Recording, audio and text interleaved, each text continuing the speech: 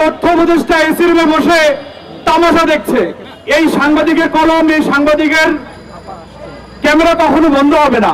এই সন্ত্রাসীদের শেল্টার দিচ্ছে স্থানীয় রাজনৈতিক নেতৃবৃন্দ এবং এই সন্ত্রাসীদের পালন করেই মূলত সাংবাদিকদের কলম বন্ধ করতে চায়। যেদিকে পাওয়ার পায় সেদিকে তারা ঝুঁকে পড়ে।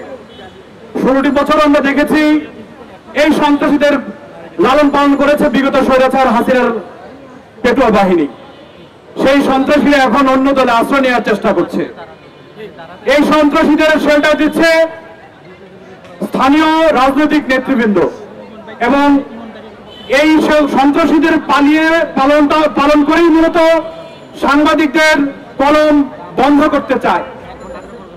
তবে স্পষ্ট বলতে চাই, এই সাংবাদিকের কলম, এই সাংবাদিকের ক্যামেরা কখনো বন্ধ হবে না।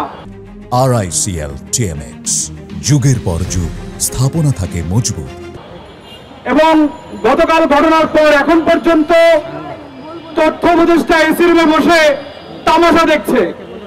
রাষ্ট্রের নাগরিক হত্যা হচ্ছে, তার মন্ত্রণালয় অধীনে তার সহকর্মীরা হত্যার শিকার হচ্ছে। সে এখনো পর্যন্ত এই বিষয়ে স্পষ্ট কোনো কথা বলেনি।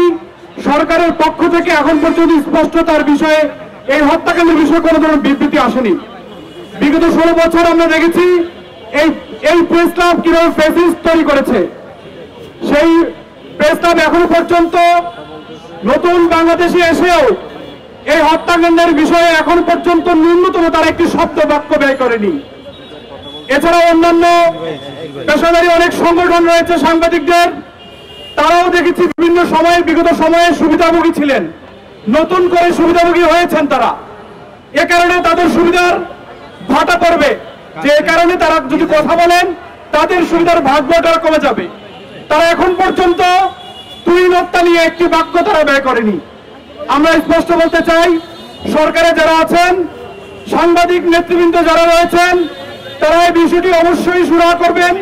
প্রধানত তুহিনের পরিবার এবং তার সন্তানদের সকল দায় দায়িত্ব রাষ্ট্র দিতে হবে। এখন আগামী 24 ঘন্টার মধ্যে যদি এই তুহিন হত্যাকাণ্ডের স্পষ্ট বিবৃতি না আসে, সকল সাংবাদিকরা নিজে তাদের কর্মসূচি ঘোষণা করবে এবং সরকারকে বাধ্য করবে এই বিষয়ে সুরাহা করার জন্য।